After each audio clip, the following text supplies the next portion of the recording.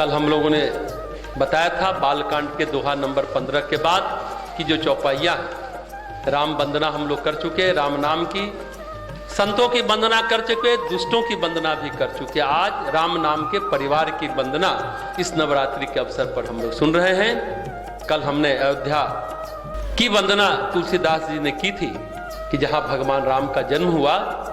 आज तुलसीदास जी वंदना कर रहे हैं। सिया निंदक अघ ओघ नसाए, लोक विशोभ बनाई बसाए, बंदौ कौशल्या दिशि प्राची, कीरति जासु सकल जग साची। भगवान श्री राम की करुणा कृपा ऐसी है कि उनके अयोध्यापुरी में रहने वाले जो उनके सिया की यानी सीता की जो निंदा करते हैं, धोबी और धोबी के समर्थक, उन सबका पाप समूह का नाश कर उनको शोक रहित बनाकर अपने साकेत धाम में बिठा देते हैं। भगवान राम ऐसे हैं। और कौशल्या रूपी पूर्व दिशा की वंदना करता हूं, गोस्वामी जी कहते हैं, जिनकी कीर्ति समस्त संसार में फैली हुई है। तुलसीदास जी महाराज कहते हैं कि मैं उनकी भी वंदना करता हूं जिन्होंने सीता मां की निंदा की है। किसी बहाने उन्होंने सीता राम का अस्मरण तो किया, नाम तो लिया, इसलिए मैं उनकी वंदना करता हूं। गोस्वामी तुलसीदास जी कहते हैं सीता निर्दोष थी, उनकी निंदा करना मतलब क्या है? पाप बटोरना। उनकी आलोचना आप करेंगे तो क्या होगा? पाप बटोरेंगे। उनके साथ जो लोग आलोचना किए, उनका साथ दिए, यानी पापों का समूह जो हुआ, भगवान राम ने उनके पापों को भी नष्ट किया और उनको भी अपने धाम लेकर चले गए, उनको भी अपने धाम यानी साकेत धाम पहुंचा दिया। जैसा हमने कल बात कही थी कि कहते हैं जो काशी में मरते हैं वो मोक्ष को पाते हैं, शरीर का त्याग करते हैं, मोक्ष को प्राप्त करते हैं।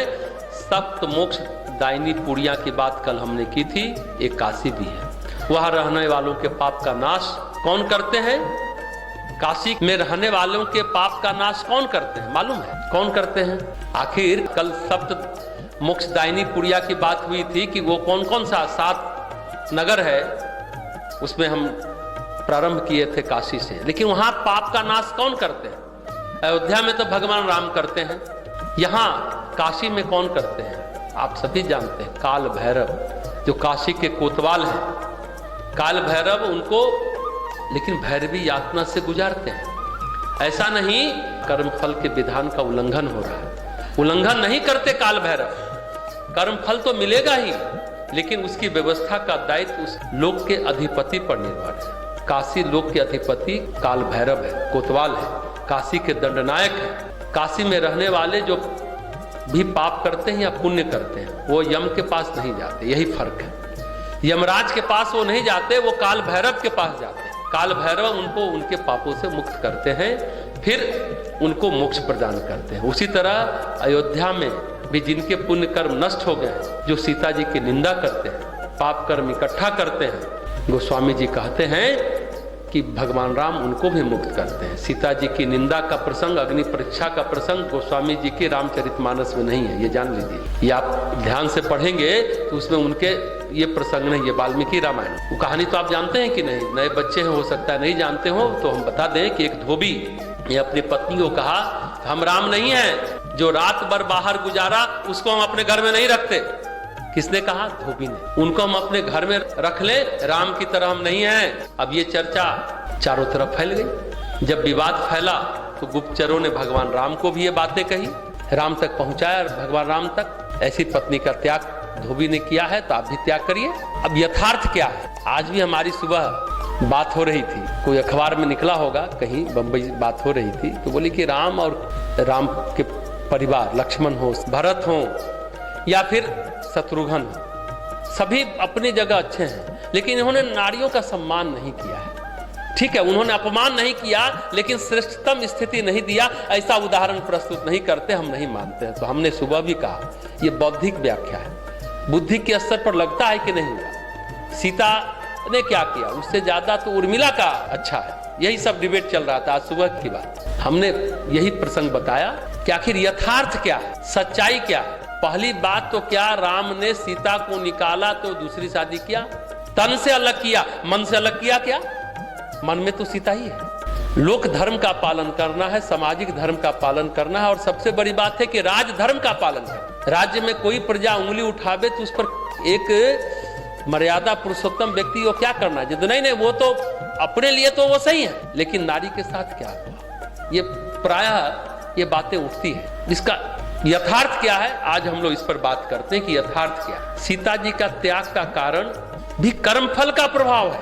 कारण कौन है, सती वृंदा। ये कहानी भी हम लोग कई बार यहाँ चर्चा कर चुके हैं। जालंधर नाम का एक दैत्य था, उसे ब्रह्मा जी की उपासना की, ब्रह्मा जी से वरदान मिला। पहले हम लोग भी बचपन में सोचते थे आखिर राक्षसों को ये वरदान क्यों दे देते हैं, ये लोग आतंक मचाते हैं, फिर इनको मारते हैं, लड़ते हैं, ये क्या मतलब है, रावण को क्यों दे दिया, कंस को क्यों दे दिया।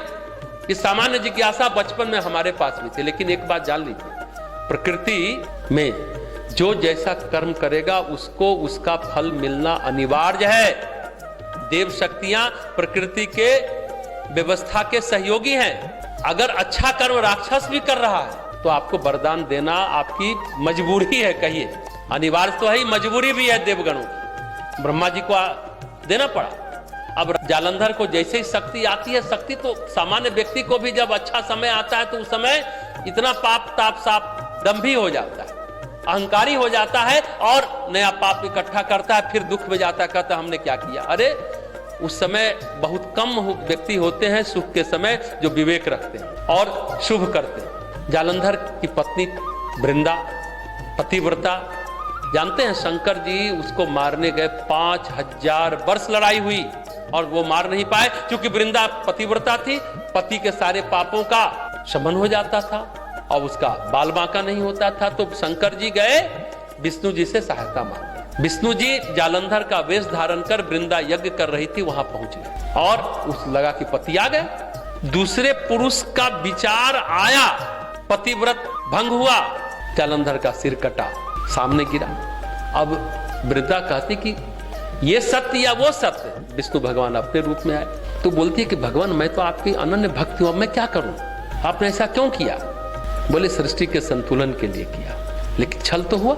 हालांकि वृंदा को उन्होंने कहा कि अगले जन्म में तुम तुलसी बनोगी, वृंदावन में रहोगी, और तुलसी इसलिए कहते हैं भगवान के चरण पर नहीं सिर पर चढ़ता है, तुम मेरे चरण में नहीं निवास करोगे। इसलिए लोग घर में तुलसी का पेड़ लगाते हैं कि विष्णु लोक से सीधा संबंध होगा, विष्णु यानी पालन करता है तो घर में धन धान अन्न भरा रहेगा, इसलिए तुलसी का पेड़ लगाते हैं। वैज्ञानिक कारण अलग है कि रात में भी ऑक्सीजन छोड़ता है, तुलसी रहता है तो घर में नकारात्मकता नहीं रहती है, प्राणवायु बनी रहती है, यानी लोग बीमार नहीं पड़ते, मूर्छित नहीं होते, ब्लड का सर्कुलेशन बना रहता है, एनीमिया नहीं रहता, हीमोग्लोबिन कम नहीं होता। तुलसी रहने मात्र से बहुत है। और आज भी वृंदावन, ये ऐतिहासिक साक्ष्य है कि वृंदा के नाम पर ही वृंदावन पड़ा और वहां सबसे ज्यादा तुलसी का पेड़ होता है। तुलसी की माला वहां से देश विदेश एक्सपोर्ट होती है, बाहर जाती है, ये ऐतिहासिक साक्ष्य है।